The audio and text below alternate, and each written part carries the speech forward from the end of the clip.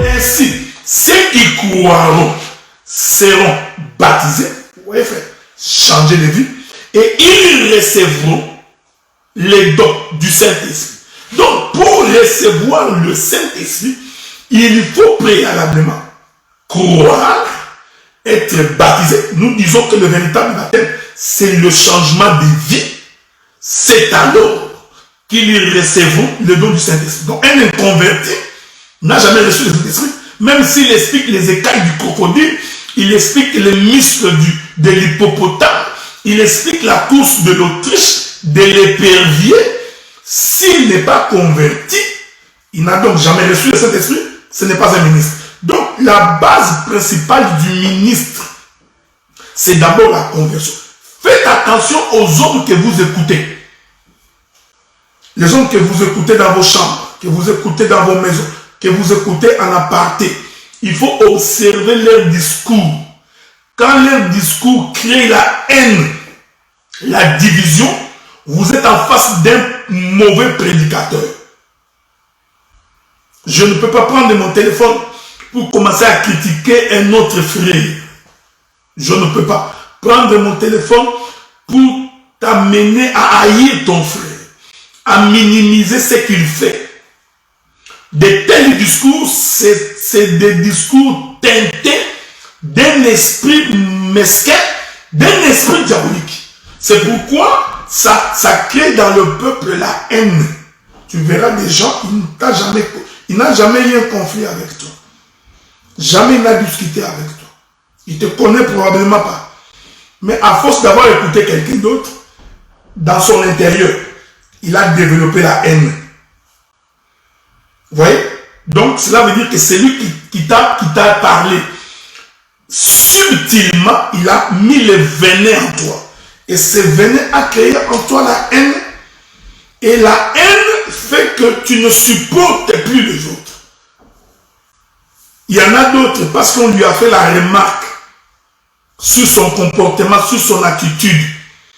Un autre va utiliser cette remarque-là pour semer la haine dans le cœur de ses frères. Pourtant, ce qu'on lui a dit, c'est la vérité. Jean-Baptiste a dit à Hérode, tu ne peux pas prendre la femme de ton frère. C'était l'amour. Tu ne prendras pas la femme de ton frère. Ce que Jean-Baptiste avait dit, c'est de l'amour. Mais des faux prédicateurs vont dire, tu vois, il ne t'aime pas. Tu vois, ses frères te combattent. Il passe son temps à te combattre. C'est un mauvais frère. Maintenant, à force d'écouter des gens comme ça, tu vas même haïr celui qui te dit la vérité. Pour ton propre salut. Est-ce que vous comprenez ce que nous disons? Donc, un ministre, frère, ces choses ici, ça c'est moi. Je ne mâcherai jamais les mots. Je dirai toujours que quand je suis en face de quelqu'un qui ne témoigne pas qu'il est converti, ce n'est pas un ministre. Donc nous comprenons que les livres scellés, c'est Aaron. Donc il faut les déshabiller. Celui qui déshabille Aaron, c'est Moïse. C'est-à-dire c'est le Seigneur Jésus-Christ. C'est lui qui est la fin du discours. J'aime ces choses, frère. Voyez-vous, frère? Parce que le rouleau du livre est un discours. Je vous avais dit, personne ne peut se convertir s'il n'y a pas un discours. Oh, le discours a commencé depuis Adam. Adam parle, Abel parle, Seth parle, les Enoch, voyez, les Noé. Tous les prophètes, leur temps, constituent les discours.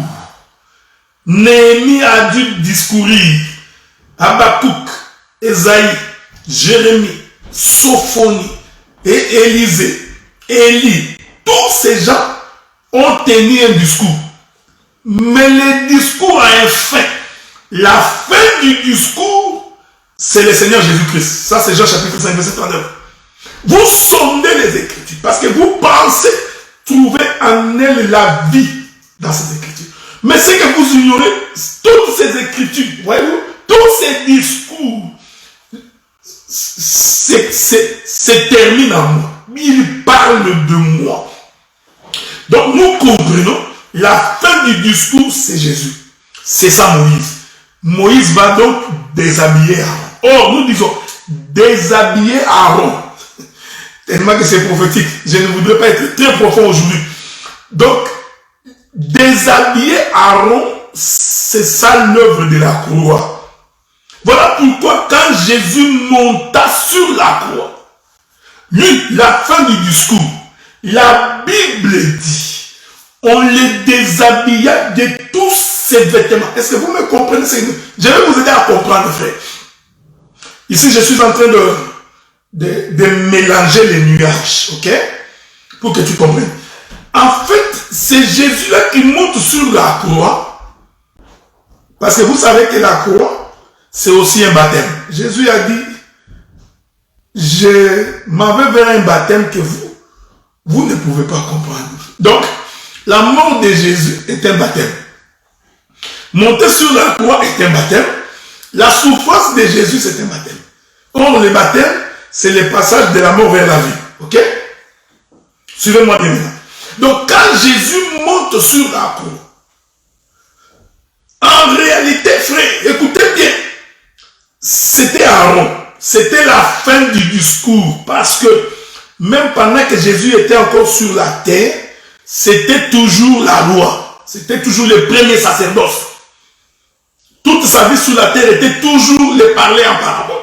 Donc quand Jésus monte sur la croix, remarquez ce qui s'est fait. Parce que Moïse doit déshabiller Aaron. La Bible dit que les Romains l'ont déshabillé. Donc, ils se sont emparés de tous ces vêtements. Nous expliquons que ce geste-là de déshabiller Jésus, c'est ça Moïse qui déshabille Aaron. Est-ce que vous remarquez ça?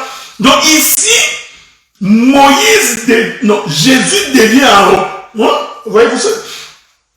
Il est donc déshabillé. J'aime ça. Pour passer de la mort vers la vie. Parce que quand on déshabille Aaron, on doit les laver. Hein? Il faut qu'on lave Aaron. J'ai expliqué que le lavage, c'est le baptême. C'est mourir au péché. Parce que sur la croix, Jésus a porté tous nos péchés. Est-ce que vous remarquez ces choses? Maintenant, avez-vous remarqué?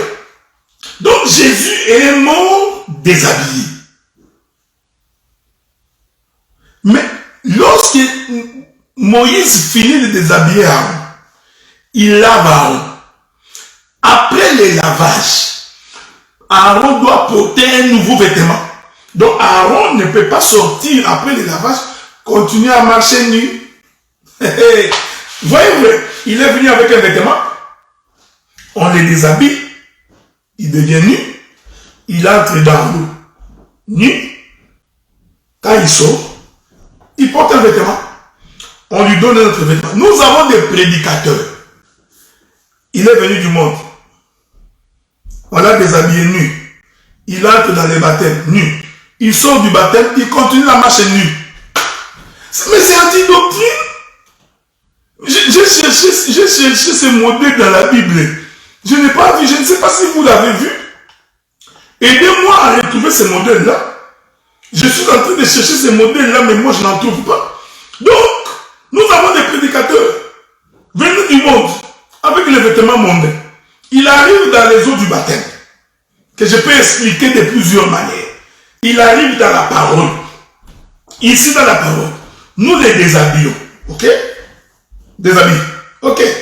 C'est pas un problème. Il entre dans l'eau du baptême. Il est avec nous dans l'église. Nous prions. Mais les frères est toujours nus. On a des prédicateurs nus de l'Égypte. Ils passent dans les Jourdains nus. Ils traversent les Jourdains nus. Ils se promènent dans les déserts nus.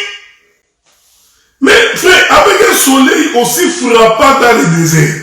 Mais si tu es nu, mais tout le monde verra. C'est pourquoi tous les jours, on ne fait que compter leurs péchés. Tous les jours, on compte vos péchés tous les jours. Il a fait ceci. Vous savez, il a fait ceci. Vous savez, lui, il a fait ceci. Vous savez, lui, il a fait ceci. On ne peut pas passer un jour sans que l'on sache que non, comme on dit dans mon pays, sans qu'on sache qu'il y a soumis l'angana quelque part. Toujours, il est derrière les femmes. Dès qu'il voit une femme, il adore les femmes. Son cœur tourne toujours vers l'impudicité. Non, nous ne sommes pas de ces gens-là, frère. Il est accroché aux sœurs. Tout ça pour exciter ses désirs démoniaques et sataniques. Or, dans les déserts, il fait chaud. Mais comment tu te promènes nu dans les déserts? Tout le monde voit ta nudité, nuit et jour. On ne peut pas faire 2 mois sans que l'on sache que tu as fait un dégât. Oh non, le ministre a péché, que l'église pardonne. Bien aimé, l'église pardonne-moi. Frère, je m'excuse beaucoup. Cette histoire d'un ministre qui demande pardon à l'église tous les 2 mois, tous les 3 mois, moi j'ai finalement compris qu'un homme comme ça n'est pas ministre. Un ministre ne peut pas demander pardon tout le temps. Il est tout le temps en train de demander pardon. Nous comprenons qu'il est venu rentrer dans l'eau, nu. Il sort de l'eau, nu. Il se promène dans les déserts, nu. Non. Quand Aaron, après être lavé, on lui a donné les vêtements sacerdotaux. Je n'entre pas dans la révélation. Ok? Donc c'est-à-dire qu'il avait un nouveau vêtement pour commencer une nouvelle marche. Pour qu'il commence à bénir le peuple. Parce que je vous avais dit, c'est le sacrificateur qui bénit le peuple. C'est au sacrificateur de bénir le peuple. C'est pourquoi nous ne pouvons pas trouver dans une église une femme qui se met debout, qui commence à bénir le peuple. Nous sommes arrivés à la fin du culte. Nous demandons à la sœur Germaine d'élever sa voix et de bénir le peuple. La sœur Germaine aussi élève sa voix. Bien-aimés dans le Seigneur, que Dieu vous bénisse. Nous disons que ça, ce sont des choses anti-doctrines. Pas dans une assemblée de sœurs, frère. Ça n'existe pas dans la Bible. C'est le sacrificateur qui bénit le peuple. Quand nous nous assemblons, c'est lui le sacrificateur qui doit bénir le peuple. Non! Nous trouvons une maman sacrificatrice selon l'ordre de Mukungubile et qui commence à bénir le peuple dans une église. Ça là, c'est une boîte de nuit, c'est une boutique. Dans l'église du Seigneur, il n'y a que le sacrificateur. Que ce soit dans l'ancienne alliance comme dans la nouvelle alliance. C'est le sacrificateur qui... Non, ne faites pas plaisir aux femmes. Ouais, elle peut prier. Elle peut élever sa voix, bénir le nom du Seigneur, adorer Dieu, ce n'est pas un problème. Mais nous ne pouvons pas rester silencieux pour écouter une femme en train de bénir le peuple. Nous disons que c'est anti-doctrine. C'est contre les apôtres et contre les prophètes. Donc le ministre, il passe par l'eau. Une fois que Moïse l'a lavé, je vous ai dit, Moïse lui fait porter les nouveaux vêtements. Donc les vêtements de la sanctification. Un ministre, frère, doit être un homme saint, sanctifié. Un homme que Dieu a formé, il a transformé. Maintenant, parce que tous les vêtements qu'Aaron portait pour servir, c'était des vêtements sanctifiés, des vêtements sacerdotaux. Je n'entre pas dans les détails pour expliquer la robe d'éphod, expliquer la tiare sur sa tête, expliquer la ceinture, tout ça. Ce sont des éléments sacerdotaux sanctifiés. Donc, après la mort, il te faut un nouveau vêtement. Frère, un ministre, parce que je suis toujours dans les ministères. Un ministre doit avoir un vêtement, et les vêtements, selon la Bible, ce sont les bonnes œuvres. Il n'y a pas d'interprétation à faire. Les vêtements, ce sont les bonnes œuvres. C'est ce que la Bible dit. Que vous produisez les fruits dignes de la repentance. La repentance ici, c'est passé par la mort. C'est-à-dire par le baptême. Mourir en Jésus. Et avoir une nouveauté de vie. Porter un nouveau vêtement. Est-ce que vous comprenez? Et c'est à partir de ces vêtements maintenant que tu peux bénir le peuple. Frère bien-aimé dans le Seigneur. Comment un ministre peut-il créer la division parmi le peuple? J'ai fait un effort de comprendre ces choses. même si vous êtes combattu. La Bible dit que bénissez en tout temps. Bénissez même vos ennemis. Et l'Écriture dit, à moi la vengeance, à moi la rétribution. Est-ce que vous lisez la même Bible que nous? Frère, quand on est ministre de Dieu, même si un frère te combat, ne lui rend jamais l'appareil. Continue à le bénir. Vous comprenez? Ta bénédiction, c'est du charbon ardent sur sa tête. Mais ne te venge pas toi-même. Ne crée pas de techniques pour combattre ton propre frère parce qu'il te combat. Je vais donner un exemple plus clair. Ok? Donc, je prends un exemple concret. Un frère qui est à Bruxelles est en train de me combattre. Ou à Paris. Il est en train de me combattre. Je sais qu'il me combat.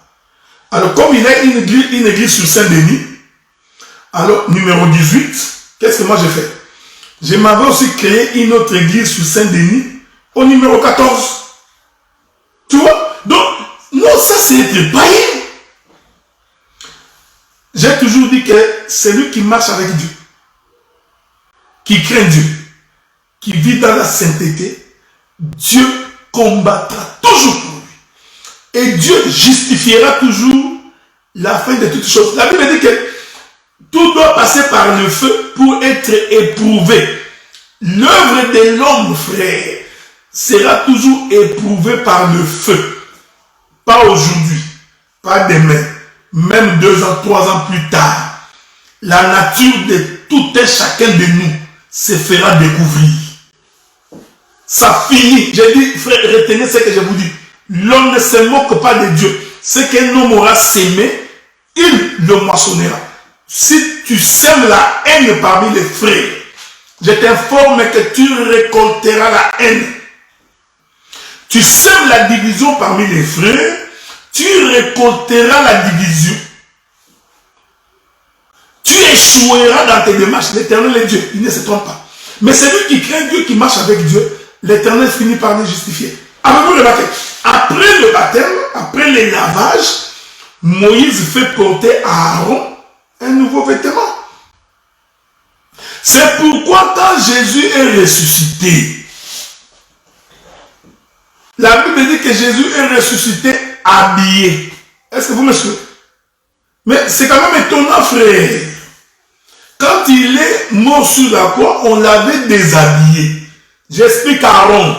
Vous voyez ça, frère? Oh, mourir, c'est passer par les eaux. C'est ça même les lavages. Mais à sa résurrection, Jésus était habillé. On n'a pas revu Jésus nu. Est-ce que vous comprenez? Même parce qu'on l'avait enveloppé. On l'avait enveloppé pour l'enterrer. Les jours où les gens sont venus dans les tombeaux, je ne sais pas si je peux trouver cette écriture-là. Je vais finir bientôt. Si on peut m'aider pour trouver cette écriture-là. La Bible dit qu'ils sont entrés dans son sépulcre. Ils ont trouvé ses habits mis à côté. Je ne sais pas si je trouverai cette écriture-là, ok? Mais si je ne trouve pas, je reviendrai plus tard pour aller chercher ça. Donc, les gens ont trouvé ces habits. Hein? Donc, logiquement, si on avait trouvé ces habits, Jésus, en se réveillant, en étant ressuscité, on devait le trouver nu. Mais il n'était pas ressuscité nu, ok? Je ne sais pas si je trouverai cette écriture-là, souffrez avec moi, ok? Je ne sais pas, donc je suis en train de la chercher, ok? Bon, je ne sais pas si mon frère Jean-Didier Digang est toujours là, mais je ne sais pas. Mais je cherche l'écriture. Je ne l'ai pas encore trouvé, mais je crois que j'ai trouvé cette écriture-là. Je reviendrai plus tard là-dessus. Est-ce que vous comprenez ce que nous disons? Donc, le Seigneur, en étant ressuscité, il n'était plus nu. Jésus était ressuscité. Il avait porté les habits. Mon bien-aimé Pierre, que Dieu te bénisse. C'est Jean chapitre 5. Non, Jean chapitre 20. On va lire ça. Jean chapitre 20. Jean chapitre 20, à partir du verset 5. Hein. Lisons ça. Et je crois que c'est là que je vais finir pour aujourd'hui. Jean chapitre 20, à partir du verset 5. La Bible dit ceci. Voilà. Je commence par le verset 4. Ils couraient tous ensemble, mais l'autre disciple courut plus vite que Pierre et arriva le premier au sépulcre. S'étant blessé, il vit les bandes qui étaient à terre. Cependant, il n'entra pas. Simon-Pierre qui les suivait arriva, entra dans le sépulcre. Il vit les bandes qui étaient à terre et les linges qu'on avait mis sur la tête de Jésus, non pas avec les bandes, mais pliés dans un lieu à part. Je continue. Alors l'autre disciple qui était arrivé le premier au sépulcre entra aussi. Il vit et il crut, car il ne comprenait pas encore que selon l'Écriture, Jésus devait ressusciter des morts. Les disciples retournèrent chez eux. Cependant, Marie se tenait dehors, près du sépulcre, et pleurait.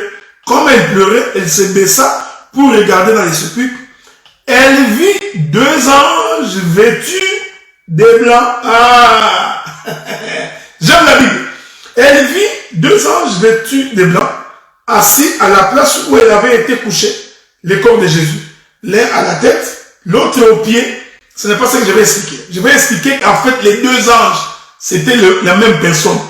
L'autre était la tête, l'autre c'était les pieds. Donc c'est tout un corps. Voyez-vous? Nous avions donc le ciel et son trône, la terre et son marchepied. Les deux anges expliquaient les deux pôles. Les deux anges expliquaient le ciel et la terre. Est-ce que vous comprenez? Mais ce n'est pas l'objet de mon intervention. Écoutez ce que la Bible dit. Il lui dit, donc les deux anges lui disent au même moment. J'aime ces choses. Hein?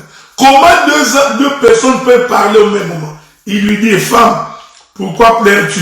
J'aurais bien voulu qu'on dise que l'un des anges a dit. Non, les deux anges lui disent.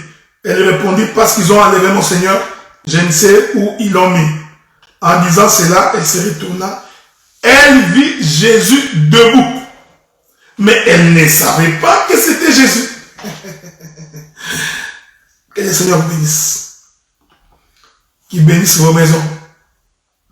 Qu'il bénisse vos travaux, frères. Donc, avez-vous remarqué? Donc, Jésus crucifié, déshabillé, dans un autre langage, crucifié nu, on l'emballe, on l'enterre, les femmes courent et s'arrêtent quelque part. Pierre et les autres disciples viennent, l'un des disciples précède, arrive là-bas, n'entre pas, mais à la porte, il voit les habits par terre. Pierre arrive après, il entre. Tout ça sont des mouvements politiques. Il voit les habits de Jésus. Il comprend que Jésus est ressuscité. Donc les habits qu'on avait emballés restaient. En d'autres termes, Jésus devait être ressuscité nu. Ok? Alors, Marie qui se tenait à la porte du jardin, c'est comme ça que je voudrais dire ça, parce que le lieu de sépulcre de Jésus, c'est tout un jardin. Okay? Donc il était enterré dans un jardin. Il y a des versions qui disent un jardinier s'est trouvé au sépulcre. Donc nous comprenons que le tombeau est un jardin. Est-ce que vous comprenez? C'est pourquoi quand Dieu a pris Adam, il est venu les placer dans le jardin. En fait, Dieu venait d'enterrer Adam. J'en parlerai le jour où le Seigneur le permettra. Donc, placer Adam dans le jardin, c'était pour l'enterrer. Afin qu'à partir du jardin, Adam puisse germer. C'est ça la résurrection, frère. C'est ça la résurrection. Donc, Jésus qui est mis dans le sépulcre, c'est en réalité Adam plongé dans un tombeau. Maintenant, quand Marie se retourne, il voit deux anges. L'un à la tête, l'autre aux pieds. Qui se tenaient à la porte du jardin. Les deux anges, c'est la même personne. C'est ça que l'Écriture dit. L'Écriture dit que lorsque Marie se retourna, parce qu'ici, frère, c'est un problème de retourner les regards. Le premier regard te donne une double vision. Tu vois un ange à la tête et un ange au pied. Ça, c'est un premier regard. J'aime ça. C'est le regard de la loi. Mais quand il se retourne, j'aime ça, c'est ce que la Bible dit. Est-ce que je peux lire ça avec toi? C'est là que j'ai fini. En disant cela, elle se retourna. Ah, donc, il a fallu se retourner pour avoir la netteté de la vision. Un homme non retourné ne peut pas avoir une vision claire. Que le Seigneur nous garde. Parce que retourner, c'est ça même labourer la terre. Bon. Voilà. Donc elle se retourna, elle vit Jésus. Ok. Donc les deux anges ont disparu en Jésus. Il est l'alpha, il est l'oméga. Il est le commencement, il est la fin. Mais c'est la même personne. C'est pourquoi nous disons l'arbre de la connaissance du bien et du mal et l'arbre de vie. C'est le même arbre. Mais la question ici, il faut apprendre à se retourner pour voir clairement. Il vit un homme, mais l'homme qu'il avait vu n'était pas nu. L'homme qu'il avait vu était debout, habillé. La Bible dit vêtu de blanc. Est-ce que vous comprenez? Donc, après le baptême, le ministre doit être revêtu de blanc. J'aime ça, frère. C'est ça le modèle de ça. Avant d'interpréter l'écriture, avant d'expliquer l'écriture, il faut que le ministre soit un homme qui est mort au péché ressuscité, mais dans sa résurrection, il doit porter un nouveau vêtement. Il doit donc porter le vêtement de la sanctification. C'est pourquoi Jésus, après sa résurrection, s'habille en blanc. La Bible dit vêtu de blanc. Est-ce que vous comprenez ce que nous disons? Ici, vêtu de blanc, c'est un nouveau vêtement. Frère, tu ne peux pas venir au Seigneur tout en portant les mêmes vêtements que tu avais portés avant de venir. Des prédicateurs qui s'insultent. Des prédicateurs qui sont prêts à se bagarrer. Un prédicateur qui fait la campagne d'évangélisation de maison en maison pour calomnier, pour raconter des faussetés, pour se justifier, qui sème la haine. Nous n'avons pas cette attitude, nous n'avons pas cette habitude, nous n'avons pas cet évangile, frère. Un ministre qui passe son temps à critiquer, à insulter, qui passe son temps à ne parler que du mal, qui conçoit le mal dans sa tête, qui est incapable de dire Amen à une prédication qui est juste, tout simplement parce qu'il n'aime pas la personne. Est-ce que vous comprenez cela, frère? On se pose la question, où allons-nous? J'ai fini dans 4 minutes. Donc, c'est ça la base. Mais je vais rentrer dans Daniel chapitre 5. Je rentre dans Daniel chapitre 5, là où nous étions avec vous. Je voudrais lire un verset. C'est sur ce verset-là que nous allons conclure. Daniel chapitre 5, je crois que c'est le verset 19 ou verset 20. Allons voir ça. Regardez ce qui est écrit. Verset 17. Écoutez, la Bible dit, Daniel répondit en présence du roi, garde tes dons et accorde à un autre tes présents. Je lirai néanmoins l'écriture au roi et je lui en donnerai l'explication. J'aime ces choses. Prenons le verset 16. J'ai appris que tu peux donner des explications et résoudre des questions difficiles. Maintenant, si tu peux lire cette écriture et m'en donner l'explication, tu seras revêtu de pourpre, tu porteras un collier d'or en ton cou et tu auras la 3e place dans le gouvernement du royaume. Ah, donc ici, vous avez vu, Daniel interprète. Le roi avait dit, si tu me donnes l'explication, tu interprètes, moi roi, c'est que je vais te revêtir de pourpre, tu porteras un collier d'or en ton cou et tu auras la 3e place dans le gouvernement de mon royaume. Daniel explique ces 3 choses. Daniel explique que pourpre, collier et la troisième place dans un royaume. Daniel dit que cela veut dire ce sont des dons et des présents. Ah, donc Daniel a refusé de donner l'explication parce qu'on devait lui donner des dons. Est-ce que vous comprenez ce que je dis, frère? Je vais revenir là-bas si Dieu me prête vite. Donc nous avons des prédicateurs qui adorent les présents pour servir Dieu. C'est écrit. Le roi a pensé que s'il dit à Daniel, je vais te donner les vêtements en pourpre. Parce que beaucoup de gens ne savent pas que la robe en pourpre, c'était un vêtement royal. Et ça coûtait extrêmement cher à l'époque. Il faut le savoir, hein? Donc ça faisait partie des vêtements royaux. Un collier d'or sur ton cou, c'est de l'argent, c'est beaucoup. Et être troisième place, donc il devait devenir comme le président du Parlement. Donc le roi a pensé dans sa tête que si je corromps Daniel, Daniel me donnera l'explication. Tous les prédicateurs qui enseignent la parole pour se faire de l'argent, qui enseignent à cause des présents de ce monde, tous les prédicateurs qui passent leur temps à servir Dieu pour leur propre ventre, sont en guerre avec Daniel. Ils sont en opposition avec Daniel. Est-ce que vous comprenez ce que nous disons? Ce n'est pas moi.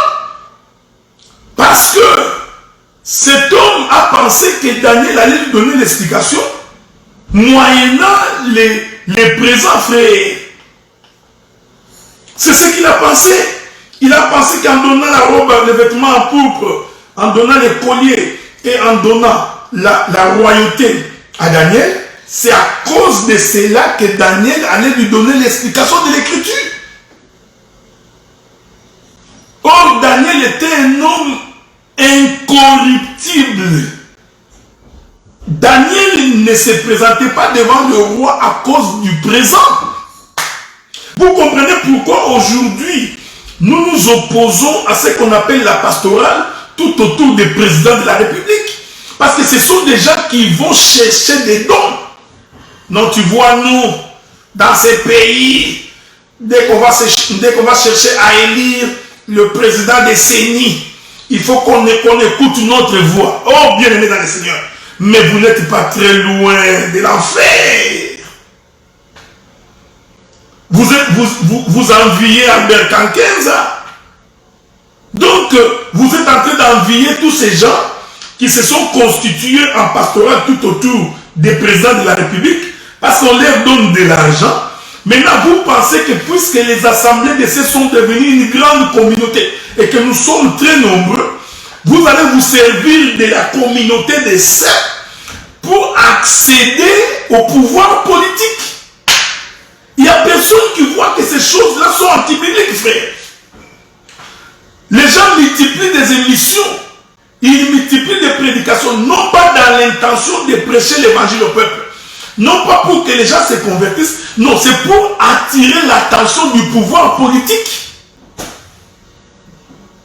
Où sont les sentinelles que Dieu a mis sur les brèches afin de crier haut et fort que le peuple est en train de se perdre?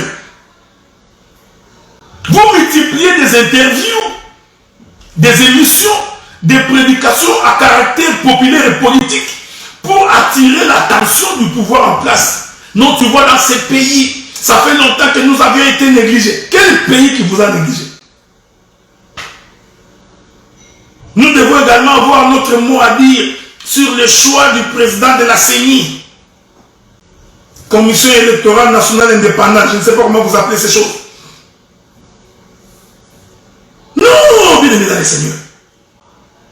Nous ne servons pas Dieu à cause des présents, frères. L'Écriture dit que si nous avons quoi manger, quoi nous vêtir, cela nous suffit. Paul dit même dans la disette, dans la souffrance, j'ai annoncé la parole. Qu'est-ce qui me séparera de l'amour de Dieu? Aujourd'hui, tout le monde est devenu cupide. Tout le monde est à la recherche de l'argent. Daniel a dit au roi, il dit, roi, garde tes présents et tes dons. tu peux les donner à quelqu'un d'autre. Mais nous annoncerons l'évangile non pas à cause de ces choses, frère. Avez-vous lu cette écriture-là? Avez-vous lu cette écriture-là, frère? Il dit, nous annoncerons, néanmoins je te donnerai l'explication de ton songe, mais je ne prendrai pas ton présent. Je ne prendrai pas tes dons. Où sont les Daniels d'aujourd'hui? Où sont ces serviteurs capables de servir Dieu sans être corrompus? Où sont-ils? Non? Tout le monde cherche des positionnements politiques. On multiplie le nombre de fidèles, non pas, on ne cherche pas la conversion, on ne cherche pas la qualité. Tout ce qu'on fait, on multiplie le nombre de fidèles. Tout le monde veut avoir beaucoup de fidèles pour que le monde puisse voir, voici la grande communauté. Au lieu de voir la vie sanctifiée, non, pour que plus tard, comme vous savez qu'il y aura des élections au Congo, et que l'argent va couler à flot.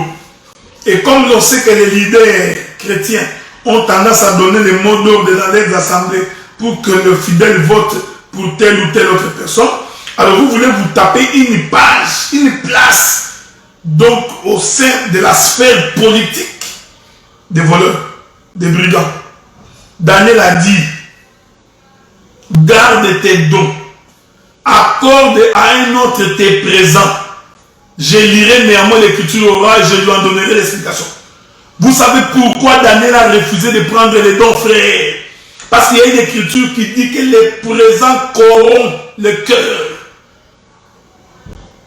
Tu ne peux pas prendre le présent de quelqu'un qui est dans le faux parce que ça va te corrompre. En fait, ce qu'il te donne, c'est pour te corrompre, frère. La parole... Écoutez-moi, frère. Tout celui qui sert Dieu à cause de l'argent. Si c'est pour ça que tu es en train de servir Dieu, c'est que tu es complètement à côté de la plaque. Oh frère, tu vois, pour que je vienne prêcher chez vous, il faut que vous me réserviez l'hôtel. Moi, je veux une hôtel à 5 étoiles. Mettez à ma disposition une voiture. Écoutez, il faut me donner 1000 $. J'ai besoin de 5000. S'il n'y en a pas, je ne viens pas. Un voleur, un bandit, un brigand. Je ne sais pas pourquoi vous l'accueillez. Sommes-nous contre le fait de donner vos biens à vos prédicateurs? Ce n'est pas ce que j'ai dit. Non. Donner les biens à ton prédicateur est une bonne chose.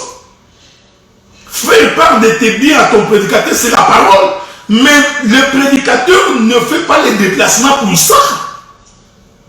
Ça ne peut pas être son intention.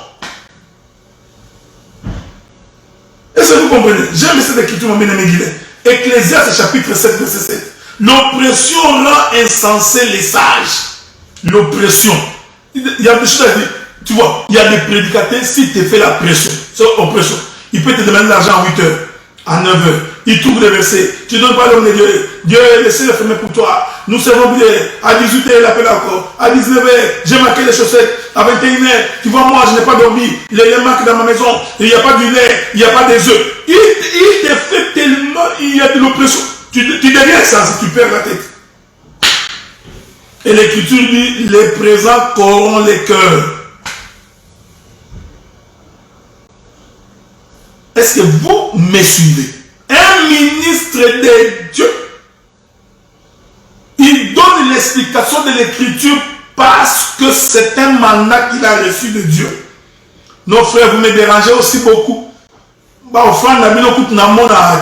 voleur. Tu vois, il est dans de se payer lui-même. Si tu ne veux pas répondre à la question, ne réponds pas. Ne va pas dire aux frères que vos offrandes, je ne vois pas. Non, non. Qui est comme cet homme de Jésus, bien aimé dans le Seigneur. C'est comme je vous avais dit, hein, donc j'avais pris une pause. Je suis pendant ma petite semaine, mon petit week-end de relâche avec mon épouse et ma fille. Donc nous sommes non loin de Toronto. On est venu passer le week-end. J'en ai profité pour vous parler. Mais demain, nous serons dans notre assemblée de Saint-Gatineau, Ottawa, pour clôturer notre enseignement sur la marche vers le palais royal. Et le dimanche 6 juin, vous nous suivrez désormais à partir de Montréal. Donc, notre assemblée des saints de Montréal. Donc, le 6 juin, à partir de 11 h, nous commencerons le culte. Et à midi, heure d'Ottawa, c'est-à-dire 18 h, heure de Paris, nous commencerons la prédication pour finir à 13 h, 13h15. Tous les mois de juin, tous les mois de juillet, mois d'août, non, tous les mois de juin, de juillet et le mois d'août. Pendant ces 3 mois, nous serons à Montréal pour prêcher l'évangile. Donc j'invite tous les bien-aimés frères, vous qui avez de la famille, envoyez-les dans notre assemblée. L'affiche est sur ma page, la publicité sur YouTube, l'adresse s'y trouve. Envoyez-les, nous allons partager la parole. Mais pour demain, nous sommes encore à l'Assemblée des Saints de Gatineau pour conclure notre enseignement. Que la paix du Seigneur, qui surpasse toute intelligence, soit l'apanage de tout un chacun. Et nous avons ainsi dit, par le nom de Jésus, notre Seigneur et notre Sauveur, que Dieu vous bénisse.